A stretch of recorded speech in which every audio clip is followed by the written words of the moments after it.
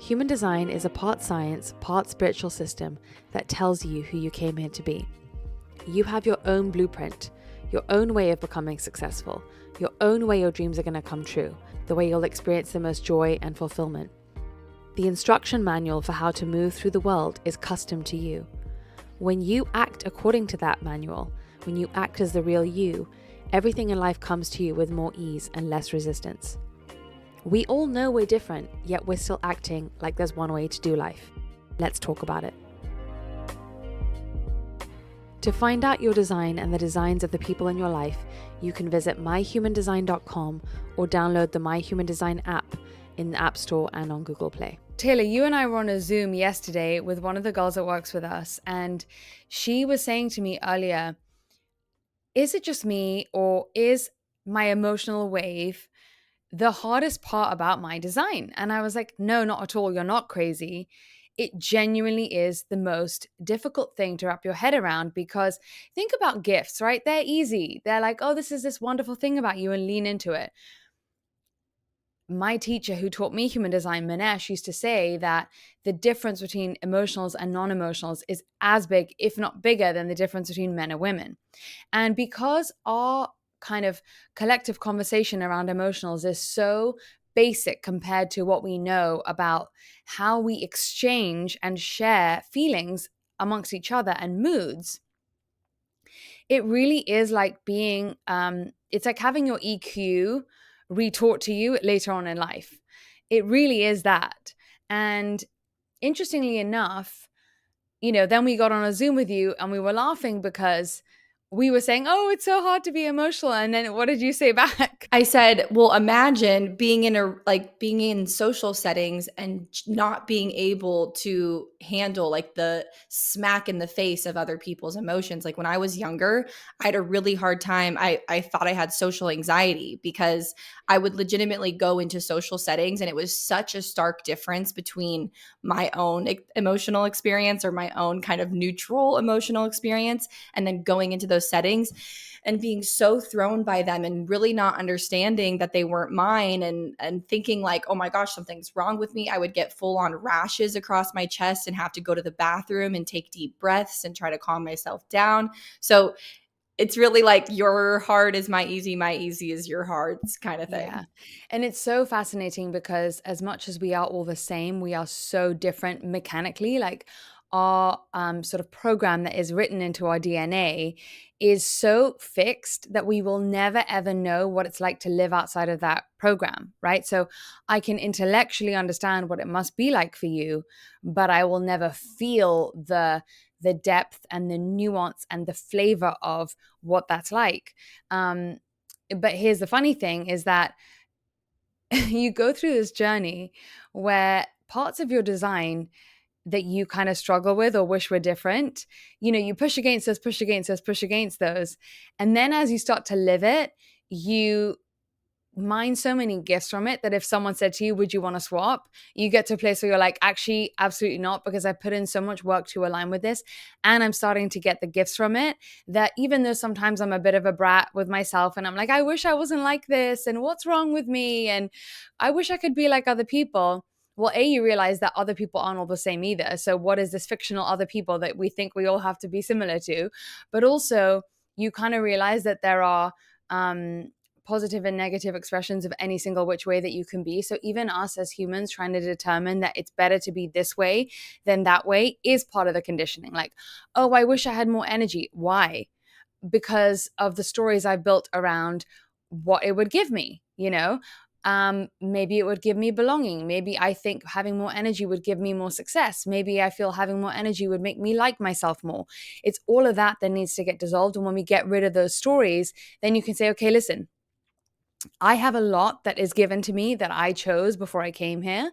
And it's my job, because of my ability as a soul to become a transmuter and a transformer and an alchemist of human characteristics, to double down on my lot. And it's my responsibility to turn it into something good, because we can turn any design into something incredible and we can turn any design into something horrible. When you look at people like Mother Teresa, there's nothing that's going to say to you that her design was absolutely meant to be iterated to the global scale that she had an impact on, right? Obviously you can see the threads that she was doing something that was aligned to her. Like you can tell, oh my gosh, these are people who can shoulder so much responsibility, or these are people who are meant to speak with so much enthusiasm, or these are people who are meant to care so much about other human beings.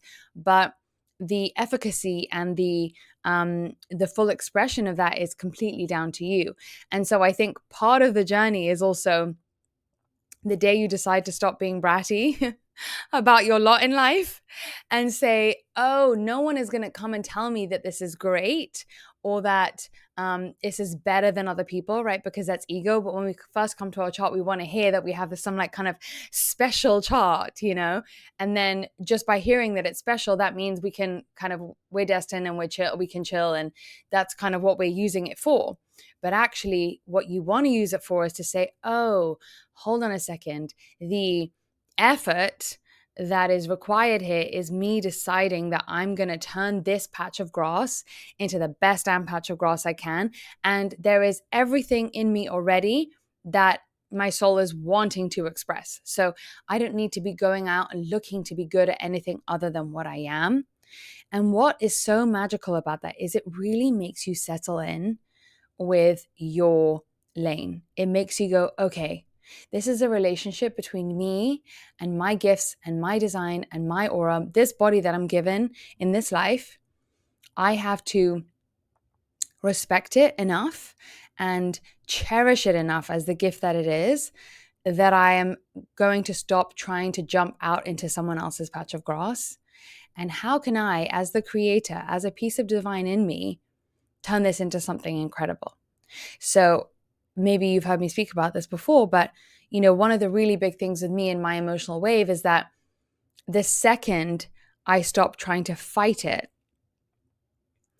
that's when the gifts come in, right? So I'll give you an example. Whenever I used to feel low and down, the resistance used to look like, why you like this? It's an inconvenient day to be feeling this way. Get it together.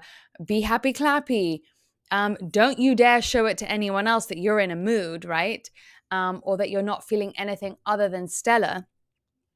And so in doing so, it's not necessarily the emotional low that was causing me the pain. It was the stories that I was creating around the emotional low. And that's when I'm putting what's happening to me at a distance from me. And then I'm creating this push-pull. And that's the thing that's uncomfortable. Instead, when I'm like, oh, I'm feeling low today, maybe I give myself, you know, a little bit of time to indulge it and say, why? It's not fair. But after a while, I know better now to just come back to it and say, hold on a second. Since I'm emotional, I'm not in control of these lows. These lows must be coming to me at this time because I believe in divine timing. There must be a reason for these lows. And what would happen if I just went with them and let the world see that I was in a low? The most incredible thing that happens when you show you're in a low is it actually doesn't make people judge you because you're not pushing people away, because you're not pushing yourself away. So when you were just like, I got nothing today, or I'm feeling down, it doesn't actually confirm any of the stories of what might happen that you fear might happen if you let that be your reality today. So someone recently said to me, oh my gosh, I woke up in such a low and I didn't want to be this way because I knew I was going to hang out with you today and this is not the way I wanted to be. And I said, well, funny enough, unless you had told me, I would have just thought you were very soft and sweet and I wouldn't have even noticed. So having an emotional low doesn't mean you are abrasive or aggressive. It means that you are in the depths of sort of what is real underneath all human beings, which is this cracked openness to life. It is this feeling everything to life. And, you know, we've spoken about this before, Taylor, like non-emotionals are so curious about that. And they live for being included in that color. Obviously, when invited, the right times, the right places. But if I'm spending my day with someone and that's the situation, that means it's there for a reason. So, you know, when I did a talk recently and I woke up in a really low mood and I was like, I can't be feeling this today. It's such an important day. It's such a day that I was expecting That's really what it was, is I was wanting myself to wake up and be like, open the windows like a Disney princess and see the birds fly and, rest on my hand.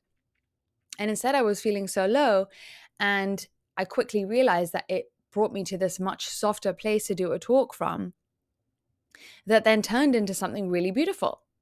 And no matter what your emotional wave patterning looks like, because if you don't know, there's lots of different kinds of ways that your wave can look. So if you're emotional, you can be someone who kind of tends towards melancholy and just kind of sweeter emotions, but not necessarily super high ones or super low ones. Or you can be someone who runs the full gamut of like so high and so like deep and down. And, we've spoken about this before in a lot of our mental health conversations, that those are people who often get diagnosed with depression because they cycle through the whole spectrum of human emotion very easily. And then they think that there's something wrong with them. So, anyway, no matter what your emotional wave looks like, just know that there is gifts for the reasons why you have the highs when you have the highs, and there's reasons why you have the lows when you have the lows. And my sister, whose a wave is a lot bigger than mine, she doesn't have the luxury of pulling back when she's in a low, because she works 16-hour days on set. And so, because the emotional center is what we call an engine, it is a motor center, it creates movement. There's a difference between spewing it on people and taking your irritation out on people versus sharing what you're feeling. So when she's like, I am mad today or I'm down today, she can use that as fuel to power her and give her a great performance. And the thing about emotions, they're very easy to transmute into other things. So when you get the power, right, whether you're getting it on a -7 or a +7 in the wave, let's say, you can use that and turn that raw fuel into something else. So let's say, for example, she was feeling really down and she wanted to feel impassioned, right, and do an impassioned performance. She easily could. So another lie that we tell ourselves is that emotions are so fixed, especially when you're emotional. It's a wave, it moves so quickly. And so I think part of our struggle as well is thinking that, oh, I feel like this now, this means I'm going to be like this all day and I have to resign myself. Actually, the wave can play so much when you realize it is just energy that is moving through you. And can you turn that energy into other things? That also gives you a lot of power to work with it.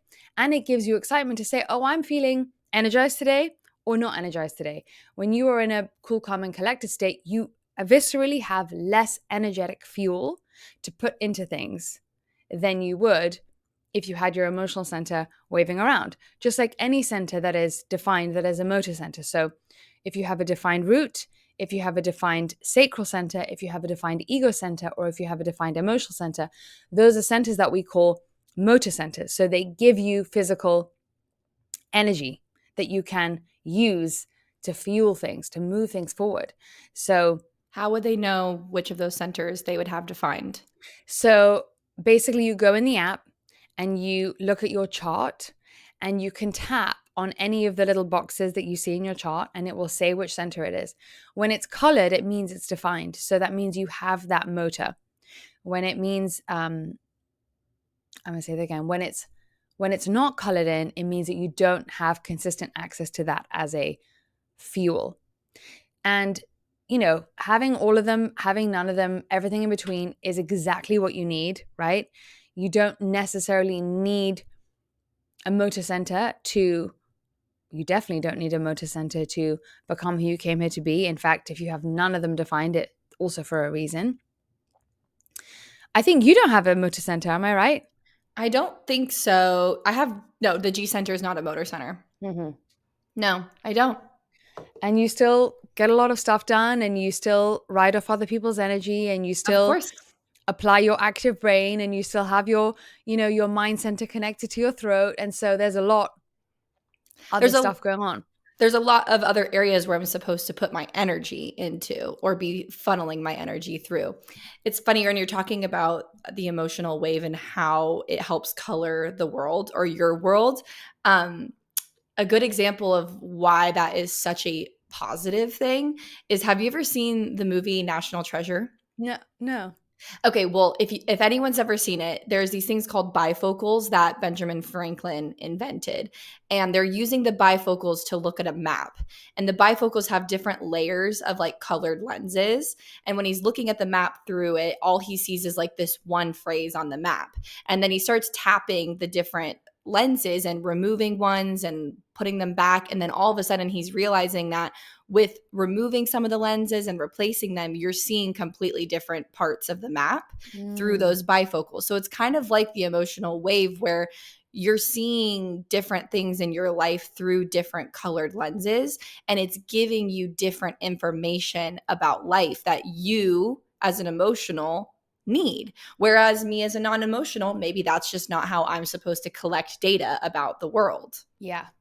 And ultimately, it is supposed to be that our feelings, our moods, the reason I say they color life is because if everything was just seen as neutral, then life, we could just be living our life and going from place to place and seeing things all around and not feeling any which way about them.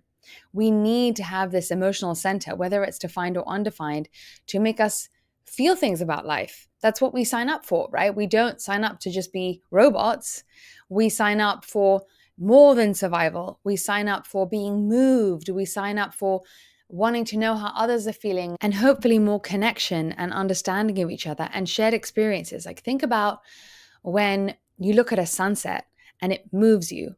But then think about looking at that same sunset with somebody else and just that co delighting in the fact that we're both moved by something. That is such a wonderful thing. So, the thing about the emotions is that they are radically a new conversation when we're talking about human design, because we have been taught that everyone has bad moods and good moods and it's all random and you should be able to control it. And, at the end of the day, we all function the same way. We are not being taught outside of this information that there is a very purposeful, two different, I guess, manuals for how you should relate to your emotions and how you should understand that either your system makes its own, so you generate emotions, or do you take in emotions, right? And so even that's a conversation that would break most people's minds, right? And so even if you've been in this for a long time, you have to give yourself grace to time kind of integrate it, because there is so much shame if you are emotional, that there is something wrong with you if you feel down. And there is, I also think, so much shame if you are non emotional, that they often sometimes get called the most emotional people because they just magnify everything that's around them and they think it's theirs. And also, on the other side of the non emotional thing, you also get, it's usually men who are non emotional, who become so stoic and so cold because they just shut out any type of external mood from even coursing into their bodies, right? So it's funny because, emotionals sometimes can feel like they're not emotional. They can identify as being cool, calm, and collected from conditioning, and also because they think that should be the preference for what makes them acceptable and good humans and most likely to kind of function well in this world, and then vice versa for the non-emotionals. So removing all of this shame takes time, because it's likely that because you've been encouraged and because it's been devised by the universe that you should learn who you really are, you probably bumped up against the exact conditioning that was false for you as a child. So for me, for example, when I was less than, on top of the world singing from the bushes, it would be like, what's wrong with you? What's wrong with me? What's wrong with me? Became my internal thing because my parents are both non emotional. And they would often probably feel and pick up on my moods when they felt like a level 2 out of 10 to me. But my parents kind of really basically understood them and felt them before I even knew what I was feeling. Because that's the thing about us emotionals, is we don't always know what mood we're in, which is why we need that dance and that exchange between us and the non-emotionals. So that became a big conditioning for me of don't be in a mood, don't be a spoiled teenager, don't be a this, don't be a that. And when that goes in your ears, it does take a lot of time unwinding it. And all that matters, honestly, is that you become more aware of it. You start to want to believe that maybe it's not true. And how would you operate today if that wasn't the truth? That's all. You don't need to worry about tomorrow. You don't need to worry about what does it mean about your parents. There's so much just like, oh my God, of course they were overwhelmed by me and my sister being too emotionals and them being too non-emotionals. And they probably thought it was insane, you know?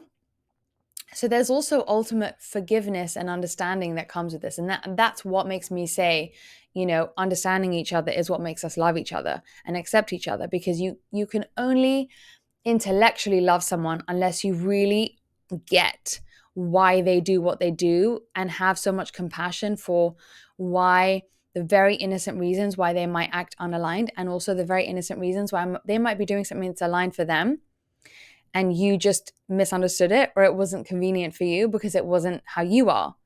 And we operate on this understanding that if we're all the same and we all agree on everything, then everyone will be fine. And sadly, that would be very simple, but it would also be very boring. And we sign up for the fact that everyone here is built differently, and we get to discover different kinds of humans, and we get to share on based on our differences, which creates chemistry, which creates creativity, which creates synergies that wouldn't happen if we were all the same. So it makes you just go, oh, well, of course a non-emotional parent would say that to an emotional kid, with zero charge. And so I know that if I hadn't got it from them, I would have sought it from somewhere else. I would have bumped up against someone who, or something, or even myself, who would have said, oh, you shouldn't be that, down today. You shouldn't feel bluesy. So I think that's one of the things that really also happens when you accept yourself so deeply, is you have this natural felt acceptance for other people too. And,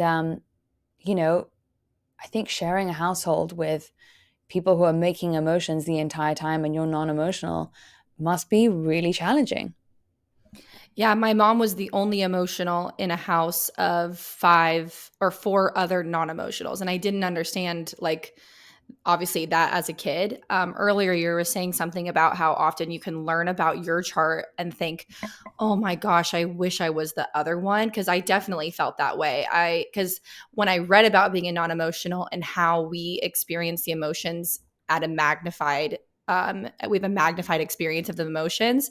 To me, I was like, oh my God, that's why I'm so bad in social settings, why I have such a hard time. And it really, it was hard for me.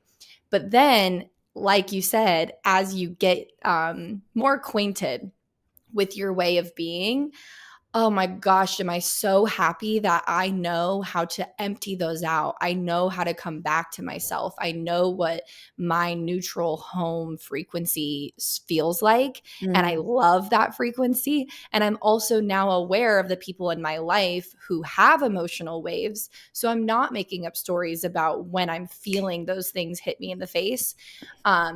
And yeah, as a kid being non-emotional, and I had the opposite. So my mom was emotional, my dad was non-emotional, and the rest of us were. So he was picking up and magnifying her emotions, and as an adult I'm like, oh, that's why he felt like he had bigger emotions than her. Mm-hmm. Like, we were always never knowing like what he was going to be feeling like, because he felt them. So it was actually her Mm. dictating them. He was feeling them in a big way and didn't know how to express them. And then we were hit with them, and we were just bouncing my mom's emotions all around the house, magnifying them. Like, so as I grew up, when you also mentioned that non-emotionals, we can kind of cut off ourselves from certain emotions. So negative emotions to me were really, I was like, no, I won't go there. So I became someone that was only ever feeling happy, clappy emotions. And that too is not a full experience of being a human. You would think by letting yourself experiencing the extremes on the negative side and the positive side as a non-emotional, that you would feel out of whack. but actually letting myself feel them made me have a more balanced experience of life. It's so interesting because I think we run from them because we think we're going to be overwhelmed by them. But when you learn to dance with them and you realize that you're fine anyway, then you're happy to kind of let whatever's there come up. I do want to preface this by saying also, um, what is in the emotional wave, what kind of emotions are there, are moods. It's feeling happy, it's feeling down, it's feeling melancholy, it's feeling sweet, it's feeling sad. Things like being triggered, that's actually not an emotional wave that's causing that. That is a mental programming that is making a story that's giving you a visceral feeling, but that's not being generated by the emotional wave. So I do just want to preface this by saying, like, there's no, it doesn't, and also frustration, anger, bitterness, disappointment, they are not selves, right? So there are other feelings, let's say, or sensations that we would learn to uh, acquaint ourselves with. What's our default. You can go into your chart and learn what your not self is, which is the sort of the feeling you get when you're not living in your alignment. But of course, don't forget, you said anger, those are normal human reactions to certain things. Like when you feel like you've been wronged, everyone is going to feel anger because that's life's way of saying to you, like, is there a way of balancing this out or correcting something, or expressing yourself that you feel there is a lack of justice. Those things are very normal and they don't necessarily come from the emotional wave. I will also say that for the non-emotionals who are like, how do I not let this course through my entire body and take me over? We specifically have an exercise in there for you guys, which is called emptying out. And it's literally on the homepage of the app. There's a bunch of like exercises and meditations and things, and you literally, we made it so short, so you literally can go to the bathroom at a party and play it for the all of 2 minutes that it is, and it just helps you get your aura back to neutral. Because the main thing with non-emotionals is observe, don't absorb, meaning actually what can happen with non-emotionals is they can get addicted to riding waves of emotions, and they feel like they need that to feel happy in life. They need to constantly be putting energetic emotional coffee in themselves, right, to kind of give that color.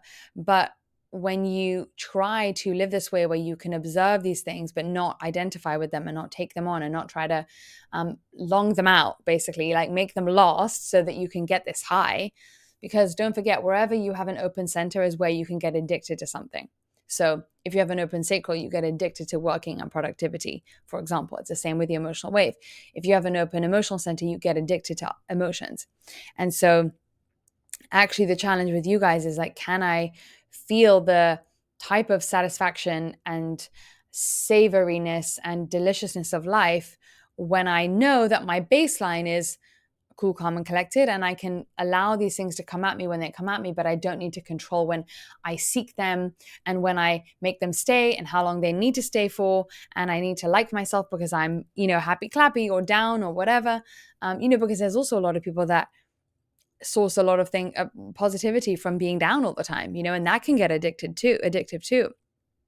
So allowing yourself to just come back to, maybe life is more interesting and more satisfying if I go to that kind of neutral place and allow myself to stay there.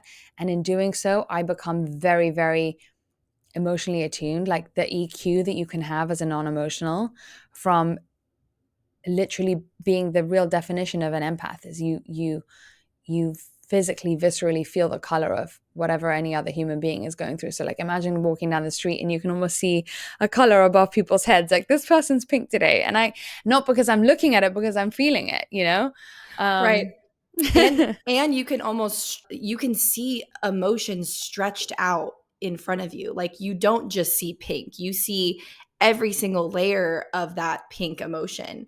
It's like it's actually, like you said, an intelligence around emotions, because we feel them so intensely and viscerally. And because we are just making them, it blurs our awareness of seeing it from a neutral standpoint, because when you're in it, you're absolutely not neutral. And also you are because your system is generating its own emotions, you cannot take in other people's. There's no way you can. You mentally probably can understand what someone's feeling today, but it's not hitting you on a cellular level like it's hitting with non-emotionals. And so we are kind of protected from taking on other people's stuff. Obviously we can mentally, if we are codependent, if we're taught to be people pleasers, whatever, but viscerally we are kind of protected from taking on too much of other people's, because listen, ours is enough. We're dealing with it. And if you're confused, I don't know if we specified, Jenna is an emotional. So when she's saying we, she's referring to emotionals. And when I say we, I'm a non-emotional, so I'm referring to non-emotionals. Yeah. And honestly, like, it's so beautiful to neutralize any this is better than this. You know, when I first learned about human design and I was a projector, I was like, why can't I be a man gen? And I've been living like a man gen my whole life and it hasn't been working. And I identify more with being this way and I don't want to be a 2-4 and I don't want to be emotional and whatever. And then, you know, from having obviously done this work and looked at thousands of charts and met so many different people and seen the beauty in all of it and seen the challenge in all of it, you just kind of like go and listen. If you haven't listened to the workshop in our new paradigm series on our app called Passenger Consciousness, which is all about basically this idea that you have this beautifully, perfectly made vehicle that is your body and your aura that is going to get you to your highest place if you let it. When you realize that, then you know, like, every single cog in my system is there because it's one of the things that was selected to get me to that place. So like, why is my mind still trying to think it knows better and that it tries to fight it? And that is a mental addiction too. Like, I should be more like this, I should be more like that, there's like a almost like get rid of, there's a you what's that called, you prick that balloon when you realize, okay, what if I stop doing all of that mental chatter of trying to control the best circumstances that I think should be in order for me to get where I want to go, versus let me just settle into what I already chose. And What a concept. what a concept, you know? And not only settle into it like a giving up, but like settled into it like a, all right, this is me and my team. Let's freaking go. Let me discover how much I can funnel my divine self by turning this into something great. And no one else is going to do this. And as much as if I try to think it's easier to just escape my lot, that's a lie. And the whole world is in distortion because that's what we're all trying to think is the solution to things. Whereas, like, we are perfectly made already. It's all here. And people, you know, you hear people say that of like, you have everything you need, you're perfectly made, everything is inherent, you're, you know, whatever. But this stuff grounds it as to why you're perfectly made already.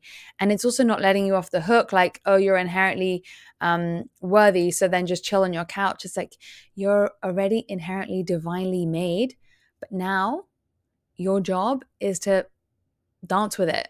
You know, you have to throw the ball, you have to engage, you have to say, all right, let's play.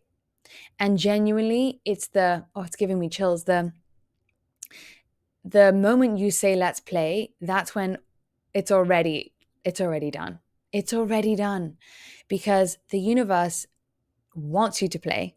It's already desperate for you to play. It's like waiting in the rings for you to just, like, that first cue from you to express your free will, to say, I want to try and see this, if this works, because it is honoring your free will. The second you show a smidgen of free will, it's like running in the door to help you out. So it's so much easier than we think it is.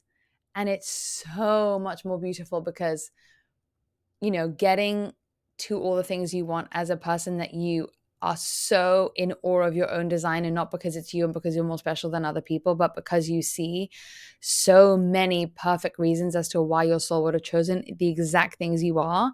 And you learn to love that because it's just an experience that you can just be in wonder of this one go round. And you also learn to then be in wonder of like other people's choice this one go round.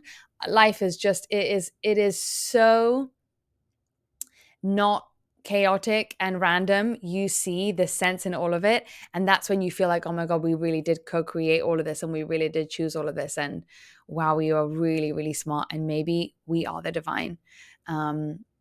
And maybe I can see the divinity in someone else because I honor that it's everywhere. So the long story short is, I know that it's difficult sometimes to embrace the things that you are. And I know that the mind tries really hard to tell you that you should be any other way.